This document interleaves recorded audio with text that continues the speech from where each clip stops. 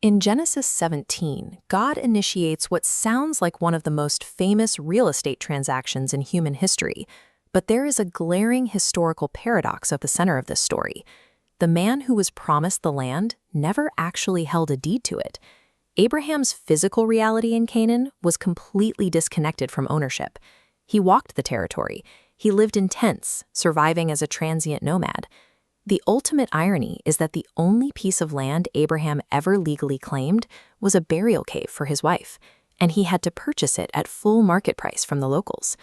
Map those physical results onto a modern timeline, and by all conventional metrics, this looks like a failure. It looks like a massive delay, or worse, a cosmic bait and switch. Yet the writer of the book of Hebrews looks at this exact history and refuses to apologize for the lack of real estate. The biblical authors present Abraham's landless reality as the defining proof of the promise's success.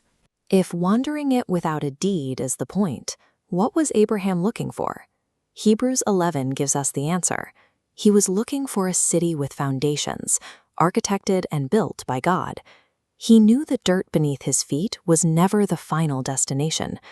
Look at the exact wording of the original Genesis covenant. God says he will give the land as an everlasting possession. That single word is doing heavy theological lifting. Apply a logical stress test to that concept. A tiny, politically volatile strip of ancient Middle Eastern territory cannot physically sustain an everlasting reality. Geography degrades. Empires rise and fall. The promise had to point through the physical dirt to something vastly more permanent.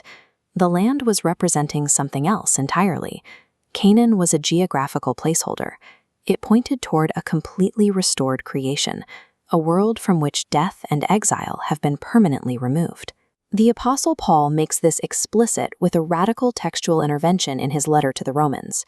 In a single sentence, Paul rewrites the expected geography of the biblical covenant.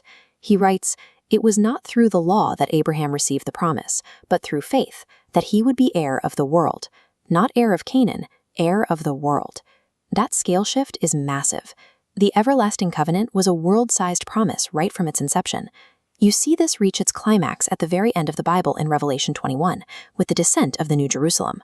When Revelation describes a new heaven and a new earth, it is fulfilling the exact ancient promise made to a man standing outside his tent, looking up at the night sky. This renewed earth stands as the intended destination of the entire Abrahamic covenant. When a biblical promise expands to cover the globe, the strict physical borders of ancient geography stop applying. Since the inheritance encompasses the whole earth, the covenant outgrows the boundaries of any specific territory or modern nation. Paul defines exactly who inherits this unbound promise. It belongs to all who believe.